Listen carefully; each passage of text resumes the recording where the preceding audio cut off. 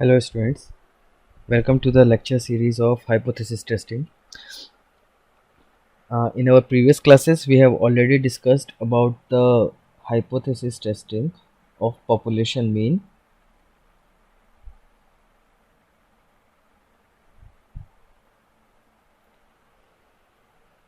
So let us start the topic of hypothesis testing of population variance. Okay, so what we are going to do, we are going to test the value of a population variance.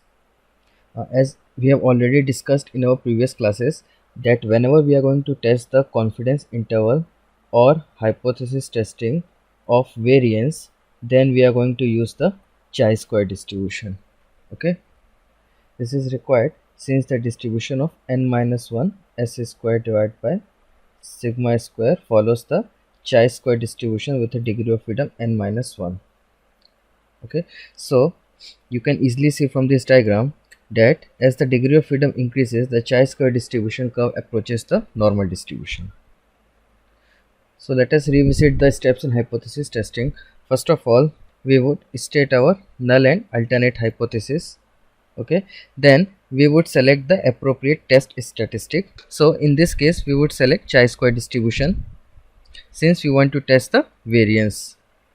Okay, and then if the p-value is less than alpha, then we would reject our null hypothesis, and if the p-value is greater than alpha, then we would accept our null hypothesis. Okay, so in our previous classes we have already discussed about the concept of p-value and level of significance. So let us consider the population having mean mu and variance sigma square.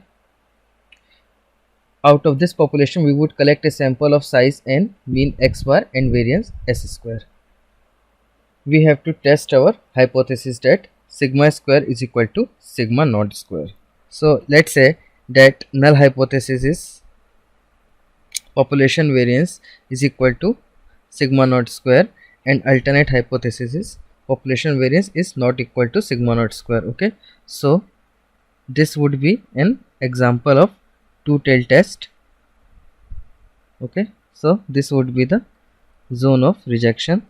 Similarly, this zone of rejection, and this would be the zone of acceptance. Okay, if HA is sigma square greater than sigma naught square, then this would be the right tail test. Okay, and in the right tail test,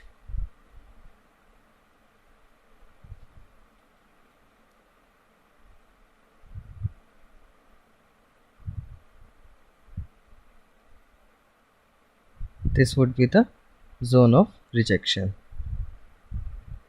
Okay, so depending upon the type of test, that whether it is a single tail test or two tail test, we establish our zone of rejection as well as zone of acceptance, and this test statistic remains valid only if population is normal. Okay, and if at all the population is not normal, then this test statistic remains valid only for large sample size, that is when n is greater than 30. Okay, so now let us solve the example. Carry out a statistical test to assess whether the standard deviation of the heights of 10-year-old children is equal to 3 cm based on the random sample of 5 heights in centimeter given below. Assume that heights are normally distributed. Okay, so first of all, let us write down the data given in the question we are testing. Let us write down the null hypothesis and the alternate hypothesis. Okay, so null hypothesis is standard deviation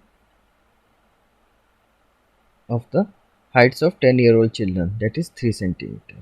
So sigma is 3. It is the null hypothesis since it is the accepted fact. Okay, and since we have to carry out a statistical test to assess whether sigma is equal to 3 or not, thus alternate hypothesis will be sigma is not equal to 3. Okay, we have already seen that our test statistic is n minus 1 s square divided by sigma square is x chi square distribution with a degree of freedom n minus 1. Under null hypothesis, what would happen? Under H naught, this would become sigma naught square. Okay, so n minus 1 s square divided by sigma naught square is distributed as chi square n minus 1. Okay, and in the question we have been given that sample size that n is equal to 5, since 1 2 3 4 5 5 heights are given, so this would become 4s square divided by 3 square is distributed as chi 5 minus 1. Okay, now let us calculate the variance of the sample. So we know the formula.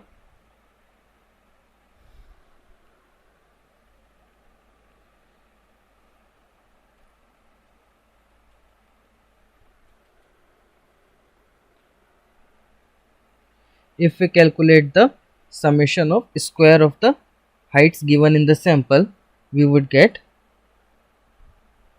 sigma xi square is 80209 and sigma xi whole square would be, so if I insert the values which we have derived into this equation, it would become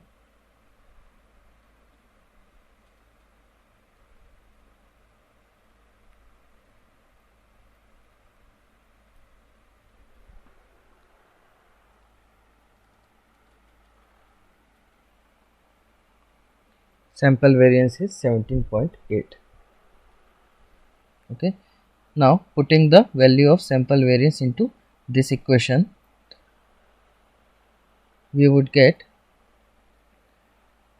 4 multiplied by 17.8 divided by 9 is equal to 7.91. So this is the statistic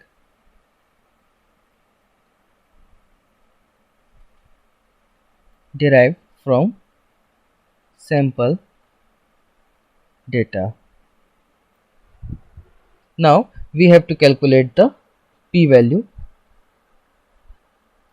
So in order to calculate p-value, let us see the chi-square distribution table. So we have to see the distribution of chi-square with a 4 degree of freedom.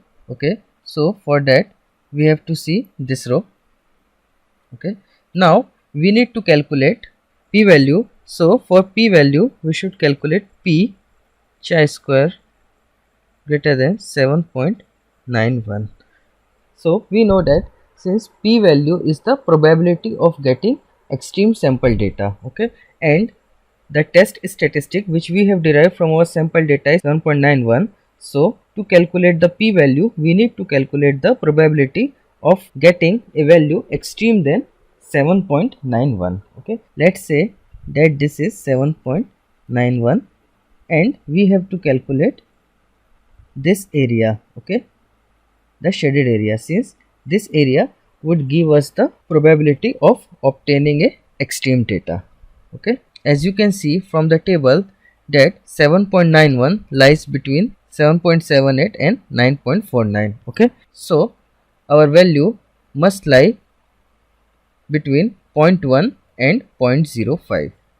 So corresponding to the value of 7.91, we can calculate by interpolation that this would be 0.0952.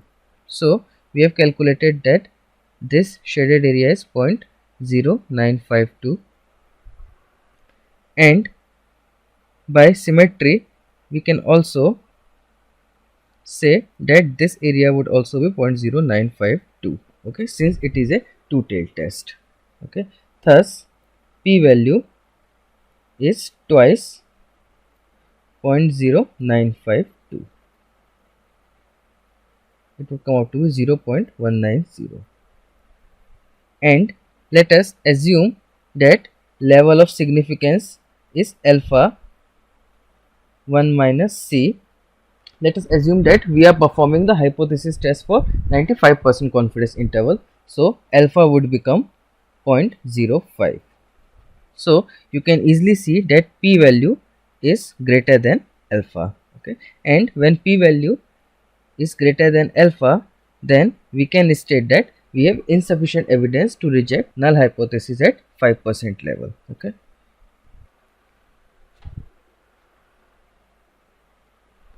so that's all for now. See you in the next class. Thank you.